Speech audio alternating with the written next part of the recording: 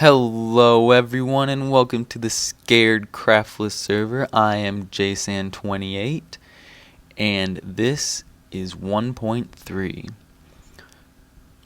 When 1.3 came out, everyone moved away from spawn, found their biomes, and this is the biome me and Zero settled upon, a plains biome with a nice little village. It took me 4 hours actually to find this village. It was quite annoying not being able to find a village, but then I found this one and I like it a lot. And I also found another one 30 minutes after I found this one, just 500 or 1,000 blocks that way on my way to spawn. So that was kind of frustrating, but it's all good. Found the village. We have started building a bit.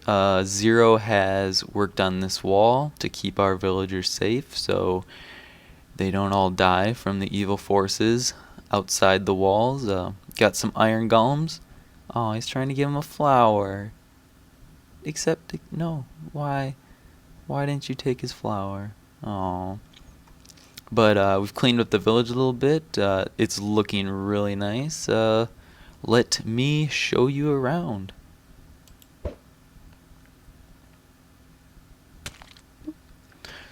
So when we found this village, there were about 8 farm fields already made, which was really nice because we never have to worry about food now.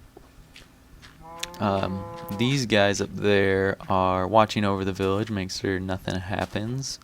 But mostly they're up there so they don't die, just in case the unthinkable happens and all the villagers get massacred and these guys don't do their job properly. A lot of these roads have been touched up because, as you might know, the spawning of villages isn't perfect, so like this door was completely covered in gravel because the road was up on the roof. Added a little bit to the village, created this little shop, got the cook, priest, librarian, and blacksmith, and there's just a bunch of regular villagers running around. Got our little church, the nether portal's in there. And then this little place has become our home. Our little home. Oh, welcome to our home. We've put everything in here. Got all our stuff here. I have been busy lighting up caves while Scott's been working on that wall. So I think we're ready for some adventure. And this place was Scott's kennel, but I made him move it because the dogs were barking and it was getting annoying, and now I'm going to make him a brand new one for all his little puppies. But that is for the next episode. Right now, I am going to be working on a skeleton spawner that I found along with a double cave spider spawner that they're right next to each other, so we'll make a cool little room out of that, get some skeleton spawning, XP grinding going, arrows and bones, and we shall be set. Let's go make it. And we are here. As you can see, I have a double cave spider spawner. That will be another project for another time, but over here is the skeleton spawner. As you can see, I've already set up the room. It's an 8x8 room, so 8 here, 8 here. This will be the trough to carry them away. And then the height of the ceiling, mobs can spawn in a 3 tall area around the spawner, but this bottom space will be used for water, and this top space is so when the spawner checks for a spawning spot, it'll check this block, but the head has to be cleared too, so this space is left for the heads of the skeleton. So now what I'm going to do is set up the water currents, so when they spawn, they will fall down into that trough because of these water currents, and then when they fall into the trough, let's see, I have some signs here.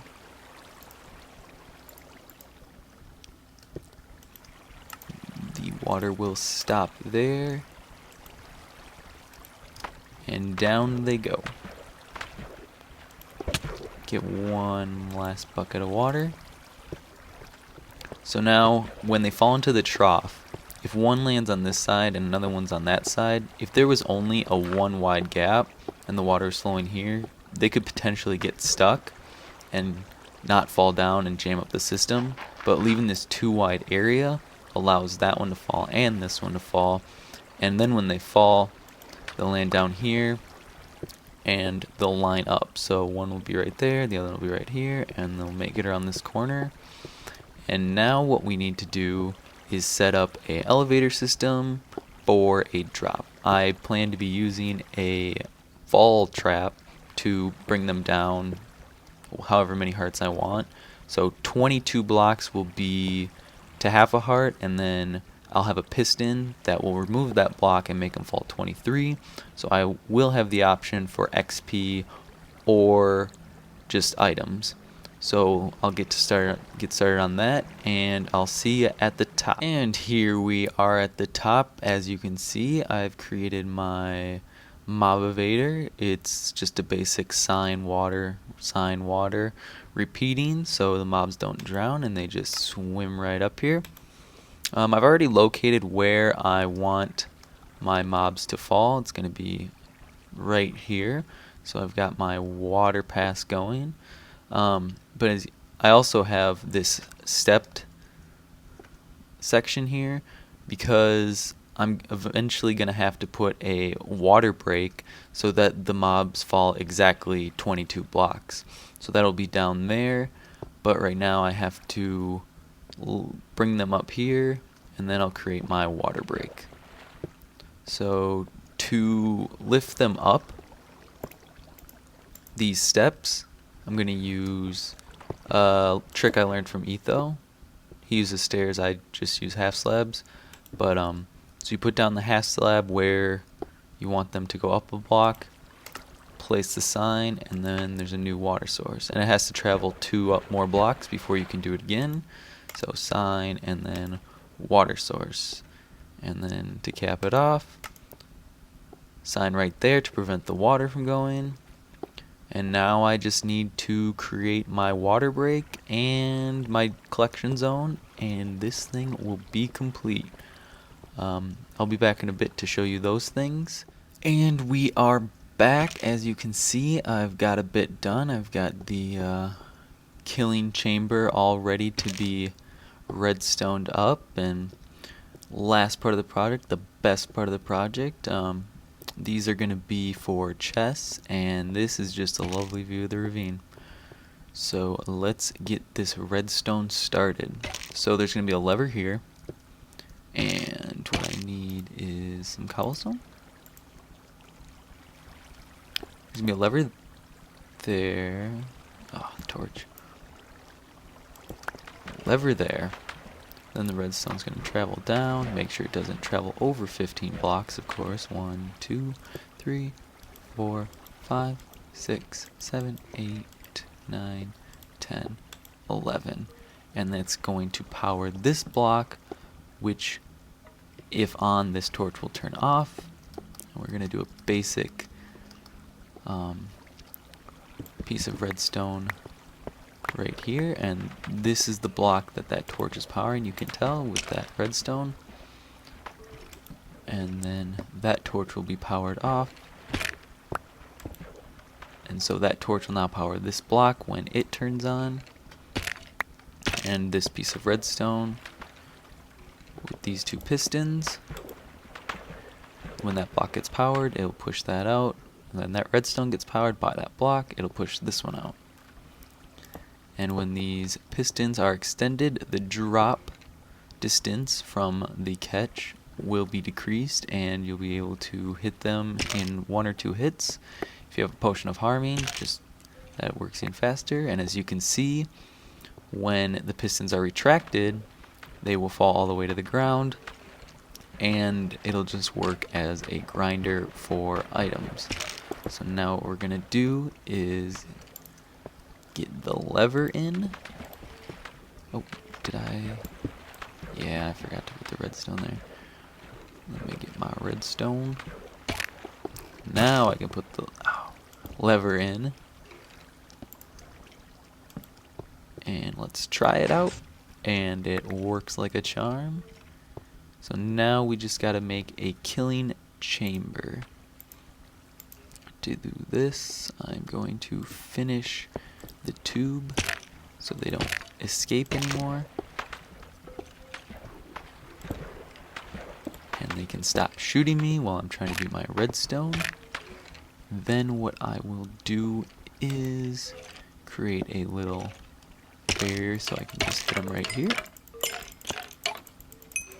And I'm hoping a harming potion will be able to go through that. I bet it will. Or not a harming potion, but it'll have to be health since they are skeletons. And then I need to create a barrier so that when they are all the way down, they can't shoot out like that. And that's that. But I still have to be able to reach this. So they go flying by. Get items here. Pistons are extended. Come on, this is your cue. Fall down. This is your cue. Like, come on. I hear you coming. And they'll fall like that, and then you can just attack them there. A few hits. I think I'm going to need to do a little rearranging here. I need these actually.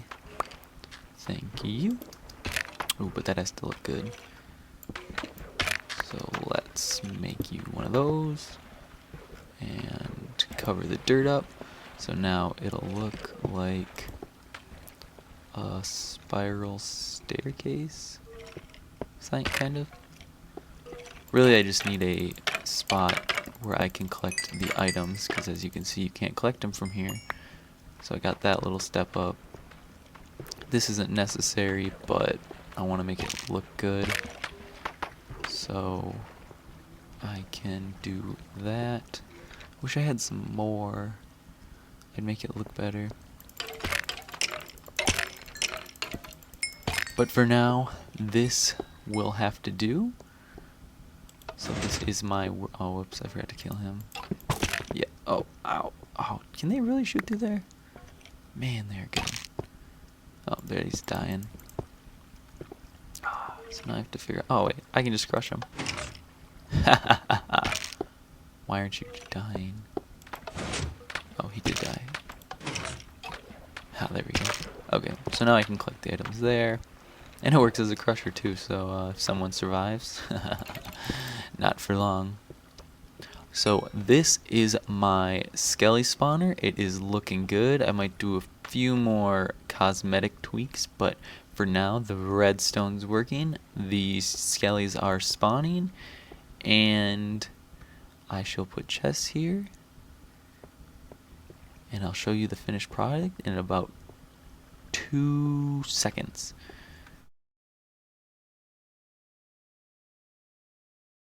And so finally, after some YouTube magic, this place, I've got it to my liking. I ended up just leaving the sides off. People can jump, whatever. This looks way better. I also decided only to do one wall of chests because I don't think I'd ever need that many double chests in my entire life. But also, right before I started recording, a squid must have spawned in my water currents. So this also doubles as a ink sac farm too, apparently. But here is the final piece of resistance, the final touch. J Sans Skelly spawner. Down equals XP, and up is equal to items, I'll say. And there we have it, the final product. I would like to thank all of you for joining me today. It's been fun, and I hope to see you next time on Craftin' with Sand. Catch you later.